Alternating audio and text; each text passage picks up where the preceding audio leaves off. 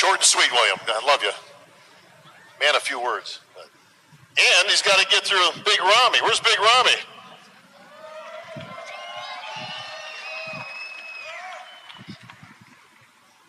Big Rami, I got to say, bro, I saw you at the check-ins yesterday, and I got to say, you look big. Yes, for sure. I'm from Paris. Thank you for coming and support this game. And I heard Mr. Dix. He said Mr. felt his Mr. Olympia 7 years for a reason, and that's right. I think the reason I'm not coming 100% yet, but tomorrow we will see something different. Something different. That's it. Rome is winning tomorrow. That's it. Big Rami says he's bringing something different, Phil. What do you think?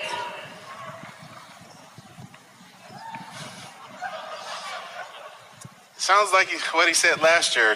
Were you guys here last year? Last year, he said, I'm going to show you guys something you have never seen before. I promise.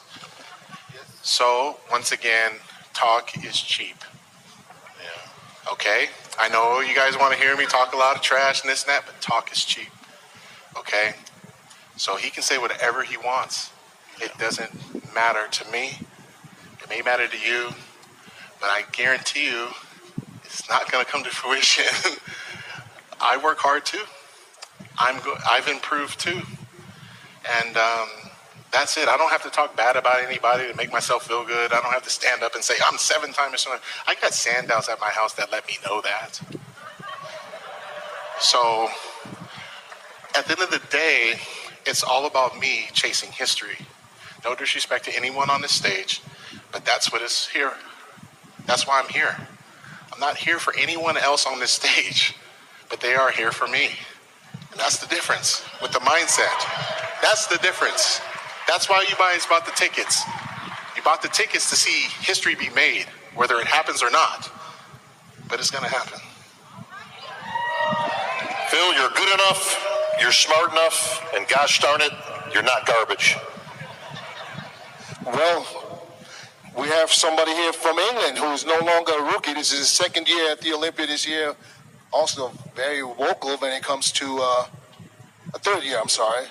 Very vocal when it comes to moving up in ranks. And like some people say, they're very hard to understand because it's a British accent. It's from, I don't know, what, Manchester? Where is it from? Liverpool? Oh, Liverpool. This is where Darren Till is from. Okay. So, you've been very vocal. You've been telling people, are you here for Phil? Of course I'm here for Phil, you know. Like everyone said, he's 7-time champion for a reason. But, you know, if someone's reel's got to come to an end sooner or later. Phil said people have bought tickets to see Phil win, to be legendary. I think you guys have bought tickets to see him be dethroned. You know, that's just the way it is. That's the way I predict it, and I think things are going to change. Are you going to be the one that's going to change it? If it's not me this year, then next year you won't be getting that number 9, that's for sure.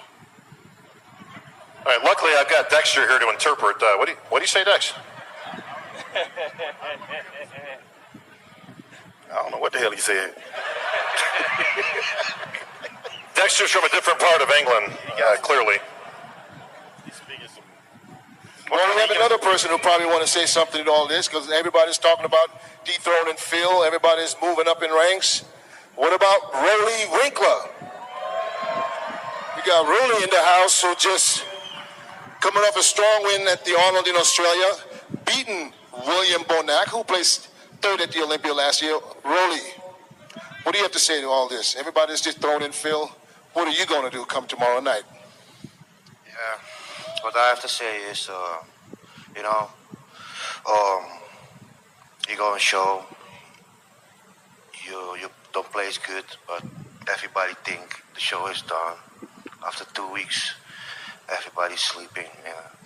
They think to be 3rd and 4th, and they're done. But in my mind, it's not finished, and that's why I'm there, and I want to keep it tomorrow from beginning already good and not after 2 weeks. Okay, I didn't really hear it because it's going. Hang on a second, D. Dexter, what did he say?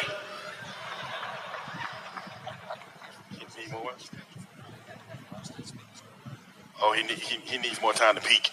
That means he ain't ready. Oh, okay, no. He said this time he's speaking today, not in 2 weeks. Is that correct? Oh, he peaking today?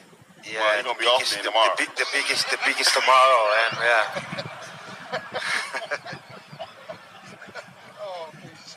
Appreciate Dexter translating for these guys today.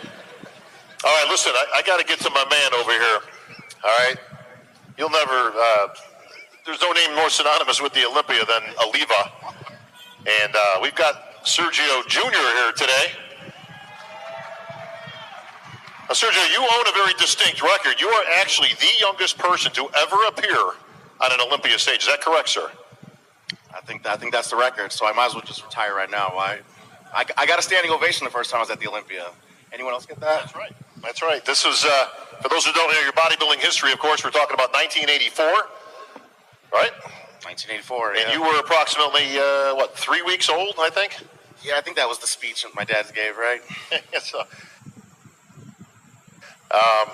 Sergio Sr., of course, Sergio's dad, on the Olympia stage in 1984 when he made his comeback and raised the then infant Sergio to the bodybuilding gods in the sky and says, "Behold the next myth." And guess what, Sergio? You made it back, buddy. You did your father proud. Thanks. Yeah, no pressure, right? Yeah, I don't know how to live up to the Lion King, the bodybuilding version of Lion King, but I mean, it is what it is, and I keep saying this. I'm over here, emotional wreck. This is a big deal for me. This is different for me than it's been for any bodybuilder ever. I feel like I'm two people. I feel like I'm the athlete that did achieve this qualification and get here, but then I'm also the biggest fan of this sport. There's nobody up here that's a bigger fan in this sport than me. And I want to thank everybody that's here, mostly at the press conference in particular, because you guys pay money to see the greatest bodies in the world. That's a given. That's the gift you get. But to come here and want to hear what they have to say, and that's another level. That's another level of being a fan. And I've been in these stands for many years. I've dragged every one of my friends to come with me and sit here. I mean, I've seen every level. I mean, I've seen, ninjas jumping people, and go far back as you want. And I know bodybuilding fans miss those old days, of going at it. And unfortunately, now it's bodybuilders for social media. You're taking more time up here, bro, than you're going to be on stage. So let's just wrap it over. Yo, get Rosetta Stone before you start talking to me, man. Nobody understands you. I swear to God. Why are you talking shit to me? How did you even get here, bro? I'm the least person you got to worry about, Nathan. Man, are you just mad that nobody's talking about you for like the 5 seconds they went to somebody else? Don't worry about me. Hey, everybody, I don't know if you noticed, but Nathan Dasha's here. So, hey, but you know what, Nathan, he's doing it on purpose because he knows I love it. I love when a bodybuilder is real, even if it's nonsense coming out of his mouth. It's still appreciative because in this sport, there's a lot of people that say what he just said, but they don't say it to someone's face, and they say it behind social media. And that's what I was getting to before I was really interrupted, is that in today's day, unfortunately, these press conferences aren't, Phil, name 2 reasons why 2014, 2015, 2016. You had these great comebacks and going at it, but unfortunately, it's social media versus these bodybuilders these days, and it's actually brought us together because now we're one.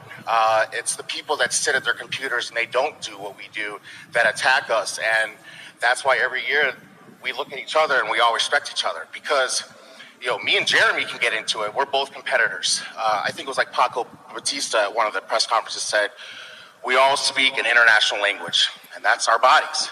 So no matter what, it always comes down to that, is that we're all competitors and we all do the same thing. But I think there's a big problem with the social media part in this sport, and I think it's a great tool.